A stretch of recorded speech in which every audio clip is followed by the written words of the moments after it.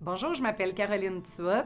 Je suis graduée de la C3 et maintenant administratrice du CA de l'EEB. Mon nom est Martin Deschênes. Je suis entrepreneur-entraîneur à l'École d'entrepreneurship de Beauce, puis aussi membre du CA. Sébastien Foré, entrepreneur, entraîneur et membre du conseil d'administration de l'EEB. J'ai décidé de m'impliquer dans le conseil d'administration de l'EEB très simplement parce que ça me passionne. Un, l'entrepreneuriat me passionne. Deux, l'EEB a été une expérience marquante dans mon évolution comme personne, mais aussi comme relève, comme entrepreneur. Pour moi, c'est important de m'impliquer à l'école parce que pour moi, c'est redonner. Mais redonner, c'est une chose. En plus de ça, c'est de stimuler l'entrepreneuriat, c'est de permettre à d'autres personnes de pouvoir faire prospérer notre province puis notre pays. S'impliquer à l'EEB, c'est s'impliquer dans la vie des gens qui font une grande différence dans les communautés où elles opèrent. Ce que je perçois de la place de l'EEB dans le monde de l'entrepreneuriat, c'est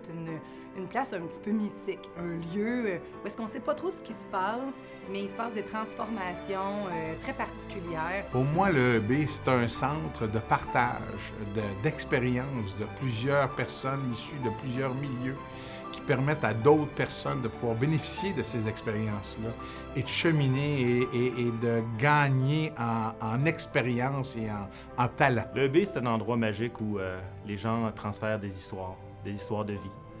Et ces histoires de vie-là sont souvent beaucoup plus marquantes, beaucoup plus instructives que des livres de sciences administratives. Alors moi, selon moi, l'entrepreneur de demain, bien, il est très similaire à celui d'aujourd'hui, c'est-à-dire qu'il est audacieux, il est déterminé. L'entrepreneur de demain, ça va être celui qui va être capable de se revirer sur un dissous, être capable d'être hyper efficace, être capable de penser vite et surtout de savoir être. L'entrepreneur du futur doit être encore plus compétent, encore plus savant, mais surtout, il doit être plus conquérant.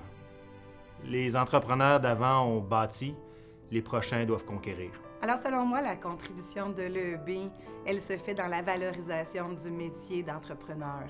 L'EEB, c'est l'endroit où des gens d'affaires qui sont là, qui sont actifs dans le milieu, partagent avec d'autres entrepreneurs des façons d'être, du savoir-être. L'EEB, c'est comme le sanctuaire de l'entrepreneurship québécois. C'est un endroit où les entrepreneurs doivent visiter, soit pour donner, soit pour recevoir.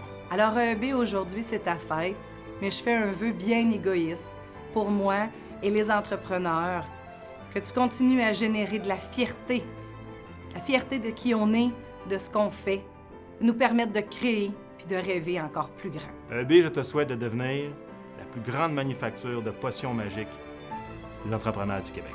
5 ans, c'est bien jeune. À toi, l'EEB, pour ton anniversaire, pour ton 5e anniversaire, je te souhaite de pouvoir continuer à développer cette communication-là, ce milieu-là qui permet à toute notre société de pouvoir évoluer et d'être meilleure, mais surtout de prospérer à travers l'entrepreneur qui vient chez nous. EEB, je te souhaite aussi de devenir le cœur de la fraternité entrepreneuriale québécoise.